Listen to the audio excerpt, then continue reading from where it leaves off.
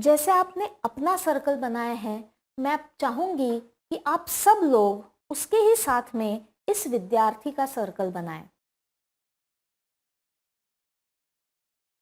कोई भी जनरल विद्यार्थी है जो 10वीं में है, हमारी तरह ही सोचता है, पसंद नापसंद है, रिश्ते नाते हैं, उसके भी कुछ ख्वाब हैं, उसको भी मजे करने हैं, सब उसी तरीके से है।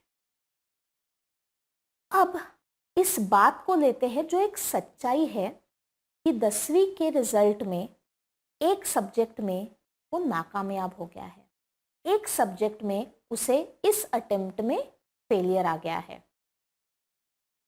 सोच के बताइए, इस विद्यार्थी के सर्कल में हम वो फेलियर कहाँ रखेंगे?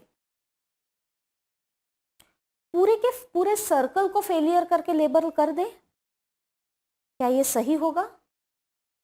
Would it be rational? Would it be logical? नहीं। तो फिर कौन से हिस्से में रखेंगे? आप में से कुछ लोग कहेंगे कि इस फेलियर को हम शिक्षा वाले हिस्से में रखेंगे, एजुकेशन के हिस्से में रखेंगे। बात तो सही है, it is an academic failure, so let us keep it in the area of academics. लेकिन मुझे बताइए, क्या पूरा का पूरा एकेडमिक्स का हिस्सा, शिक्षा का हिस्सा काला कर दे? हाँ या ना? नहीं।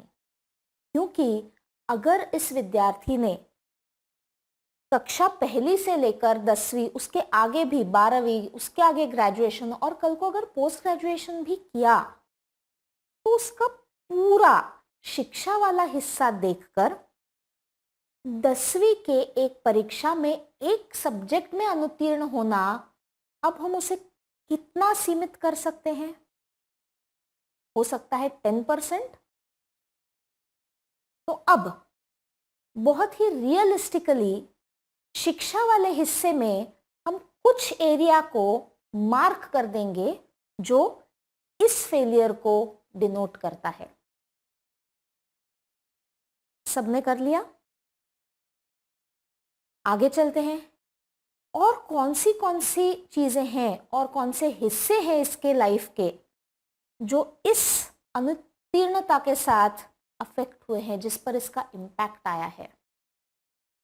अपना अपना सर्कल देखिए और बताइए। कुछ लोग कहेंगे रिलेशनशिप्स। हाँ, कुछ मेरे कर्तव्य होते हैं मेरी माता पिता की ओर, कि उन्होंने मुझे हमेशा सपोर्ट किया, अच्छी स्कूल में मेरा दाखिला किया, मेरा खाने पीने का ख्याल रखते हैं, जो मुझे अच्छा लगता है, पसंद नापसंद वो देखते हैं, मेरी सारी ज़रूरतें पूरी करते हैं। जाहिर सी बात है, मुझे ये लग सकता है कि उनकी जो इच्छाएं हैं मेरी तरफ से वो मैं भी पूरी करूं। तो कहीं ना कहीं रिश्तों में तनाव आ चुका है। लेकिन क्या मैं अपना पूरा रिलेशनशिप का हिस्सा काला कर दूं? फिर वही बात, अगर मेरा 70 साल का जीवन है और उसमें मेरे 10 रिश्तेदार है या 50 दोस्त है, कितना हिस्सा है जो इम्पैक्ट हुआ है और वो जिंदगी भर के लिए इम्पैक्ट हुआ है, या तब तक इम्पैक्ट हुआ है जब तक मैं खुद में बदलाव नहीं लाती हूं और इस पड़ाव को पार नहीं करती हूं। अपने अपने हिसाब से सोचिए और आपको जितना परसेंट लगे उतना रिश्तों के हिस्सों में मार्क कर लीजिए। और किन किन चीजों में फर्क पड़ा?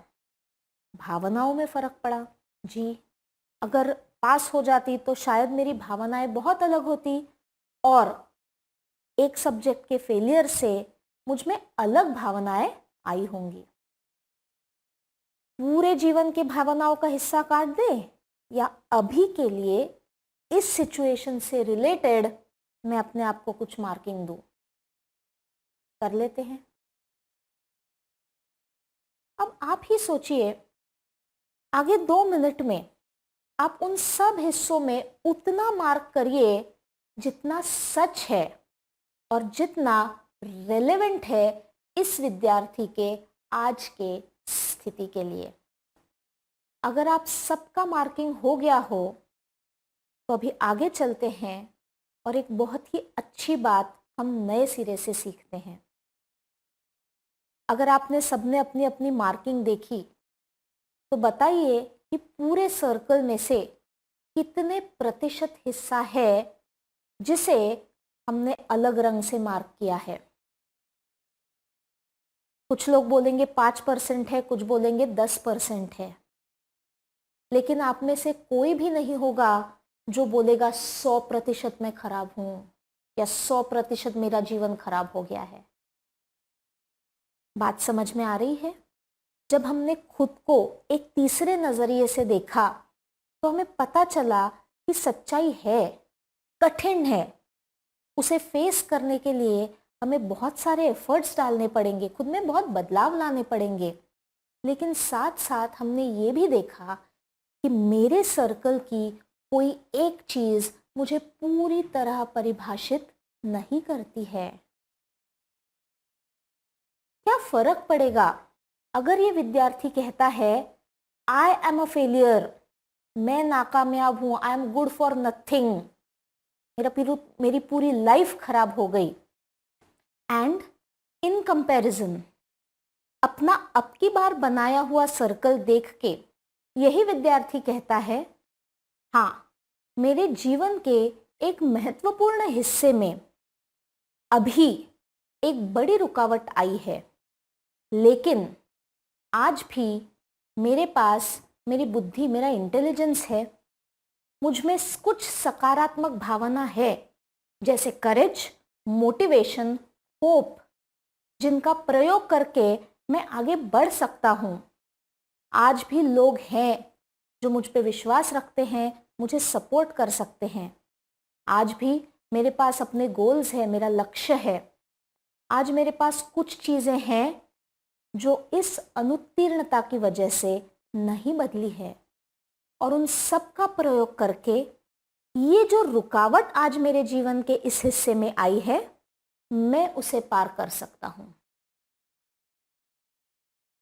बताइए कितना फर्क है जब एक हिस्सा मेरे पूरे जीवन को डिस्क्राइब करता है, मेरी सारी सोच, नजरिया बदल जाता है और मेरा आगे का पूरा सफर, पूरा मार्ग अलग हो सकता है। और अगर खुद के बारे में मुझे जागरूकता हो, मुझे पता हो मैं कौन हूं, तो एक हिस्सा कभी भी मेरे पूरे जीवन को परिभाषित नहीं करेगा। और चाहे कितना भी बड़ा सेटबैक या ऑब्स्टेकल क्यों ना आए, मैं उसमें से जो सीख हो वो लेकर फिर खड़ी भी रह सकती हूं और आगे भी बढ़ सकती हूं। उसी तरह कभी मेरे जीवन में मुझे अच्छा सक्सेस मिल जाए, मैं खुद को उसी तरह देख सकती हूं।